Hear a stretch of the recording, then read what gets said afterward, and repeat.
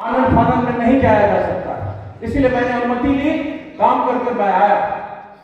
आज जयंती समारोह, सबसे पहले तो मैं धन्यवाद देना चाहता हूं भारतीय जनता पार्टी ने समन्वयक के रूप में मनीष जी ही हों, लेकिन इस कार्यक्रम को आयोजित किया। जब जयंती आयोजित होती है और जिस व्यक्ति की जयंती आयोजित होती है तो उसके साथ उसकी संपूर्ण राजनीतिक विरासत, उनका सेवा, उनका सरोकार, उनका संघर्ष एक साथ उपस्थित होता है। मैं सरजू के मकान में किराए पर रहता था। 60 के दशक में पिताजी अधिवक्ता का काम शुरू किए। मैं बच्चा था, मैं कचहरी रोड में निकला करता था, एक व्यक्ति को देखता था, वो आदमी पैदल ही कचहरी की तरफ दौड़ा हुआ चला जाता था और पूर्ण आकर्षण में दिखाई पड़ता था।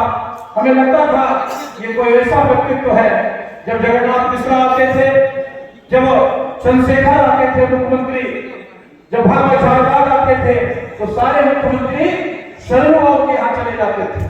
और जब सरजू बाबू के यहाँ चले जाते थे तो साथ साथ भोला बाबू भी दिखाई पड़ते थे।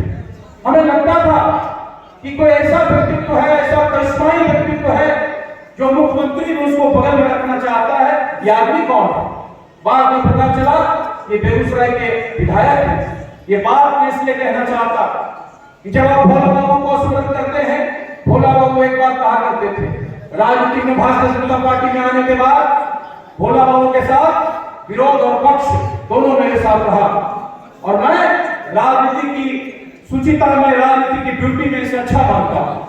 जब राजनीति में विरोध होता है, जब राजनीति में समन्वय होता है, राजनीति में जब पक्ष होता है तो राजनीति निखर कर आता है। और भोला बाबू ने उसी निखार को पैदा किया। यही कारण था कि 1967 में महामायावाद के आंदोलन में जब छात्र आंदोलन खड़ा हुआ तो भोला बाबू उस संघर्ष से निकल कर आया। किसी ने थोपा नहीं, किसी बड़े बाप का बेटा नहीं था, बल्कि उस आंदोलन से निकलकर 67 में निर्दलीय विधायक के रूप में हमारे बीच में आए। बाद में वामपंथ का बड़ी ताकत के साथ वामपंथ बेगूसराय की धरती पर खड़ा था। उन्होंने वामपंथ को स्वीकार किया, लेकिन वामपंथ के साथ बहुत दूर तक आगे नहीं चल पाए और फिर कांग्रेस में आए, फिर भारतीय जनता पार्टी का सफर रहा। हम उसके बारे में ज्यादा नहीं कहना चाहते, हमारे अन्य वक्ता हैं, राकेश जी हैं, कहेंगे, लेकिन एक बात मैं जरूर कहना चाहता हूं। वो कहते थे कि राजनीति में कार्यकर्ताओं की प्रजाति विलुप्त हो रही है और इस विलुप्त होते हुए प्रजाति का संरक्षण बहुत जरूरी है। इसका कारण था कि भोला बाबू कार्यकर्ता की प्रजाति से आए थे और जब कार्यकर्ता की प्रजाति विलुप्त हो जाएगी तो राजनीति की सुचिता भी नहीं रह पाएगी। इसीलिए कार्यकर्ताओं की प्रजाति जिंदा रहना चाहिए और हम मानते हैं कि भोला बाबू के जयंती में सबसे बड़ी बात यही है कि भारतीय जनता पार्टी हो या कांग्रेस हो या अन्य पार्टियां हो, जिस पार्टियों ने कार्यकर्ता की प्रजाति को विलुप्त कर दिया वो पार्टियां भय चौधरी रूप से दिखाई पड़ती हो, लेकिन आगे वो पार्टियां जिंदा नहीं रह पाती। इसलिए आइए सबसे पहले तो भोला बाबू को जब हम याद करते हैं तो कार्यकर्ताओं को याद करें, भोला बाबू को याद करते हैं तो जन सरोकार को याद करें। मैं एक बात कहकर अपनी बात को बहुत आगे न बढ़ाना चाहता हूँ। भोला बाबू से विरोध के साथ साथ प्यार का भी रिश्ता रहा है और प्यार का रिश्ता इसलिए रहा है कि भोला बाबू और मेरे पिताजी साथ के सहपाठी थे, साथ साथ पढ़ते थे।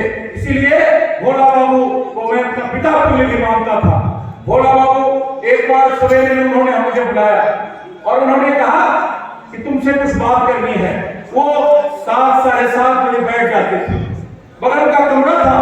उन्होंने कहा देखो अरुण कहता है इस मकान को तोड़ देंगे और इस मकान को तोड़कर एक अच्छा मकान बनाएंगे, पीछे में आपके लिए सुंदर कमरा बनाएंगे और एक हॉल होगा, उस हॉल में जनता बैठेगी, आपको अच्छा लगेगा। उन्होंने कहा जब तक मैं जिंदा हूं तब तक यही मकान रहेगा, यही कमरा रहेगा, इसी हॉल में बैठेंगे। कारण जानते हैं? कारण उन्होंने ये बताया कि गेट पर भी कोई ठकठकाता है तो हमें पता होता है कि रामविलास जी आए हैं बढ़िया से, और मैं अंदर से कहता हूँ रामविलास जी बैठे, मैं दाढ़ी बना रहा। और ये जन सरोकार का मुद्दा है। आने वाले दिनों में राजनीति का जो स्वरूप बदला है उसमें जन सरोकार खत्म हो गया, राजनीति का जो स्वरूप बदला है उसमें संघर्ष खत्म हो गया, राजनीति का जो स्वरूप बदला है उसमें सेवा खत्म हो गया और राजनीति में वैसे वैसे लोग आयातित होने लगे जिनका बेगूसराय में कोई संघर्ष नहीं है, कोई सेवा नहीं है, कोई सरोकार नहीं है।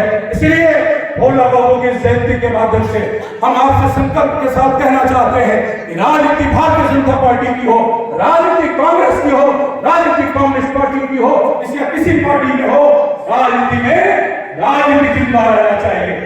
बेगूसराय का राजनीतिक विरासत जिंदा रहना चाहिए, बेगूसराय का दिग्गज जिंदा रहना चाहिए, बेगूसराय का संघर्ष जिंदा रहना चाहिए। और जब तक बेगूसराय का संघर्ष जिंदा होगा, जब तक बेगूसराय का सेवा दिखेगा, बेगूसराय का संस्कार दिखेगा, तब तक भोला बाबू याद आएंगे। हमने पढ़ा था बिगाड़ की डर से ईमान की बात नहीं कहेंगे, लोग कहते भी नहीं है, लेकिन बेगूसराय ने उस राजनीतिक विरासत को पैदा किया भोला बाबू के रूप से। यदि नीतीश कुमार का मंच हो और मुख्यमंत्री भाषण दे रहा हो और बेगूसराय में बिजली नहीं हो तो भोला बाबू बिजली की बात करेंगे, और यदि मुख्यमंत्री नहीं समझेगा तो उस मंच से उतर कर चले जाएंगे। ये भोला सिंह का व्यक्तित्व था, ये बेगूसराय का व्यक्तित्व था, और इसी व्यक्तित्व को हम नमन करते हैं। इसलिए प्रेमचंद्र की इस कहानी को हमने भी पढ़ा है कि समाज के लिए समाज जिंदा रहेगा तो राजनीति जिंदा रहेगा। इसीलिए बिगाड़ की डर से ईमान की बात कहेंगे, चाहे मेरा नुकसान हो जाए, लेकिन बेगूसराय को जिंदा रखना है। इसलिए बिगाड़ जितना भी हो जाए, लेकिन ईमान की बात कहते रहेंगे। यही बेगूसराय की राजनीति है और भोला बाबू ने यही सिखाया है। आइए अपनी बात को बहुत आगे न बढ़ाते हुए कहना चाहते हैं कि बेगूसराय बिहार की राजनीति का नेतृत्व करता रहा है। बेगूसराय बिहार के राजनीति को दिशा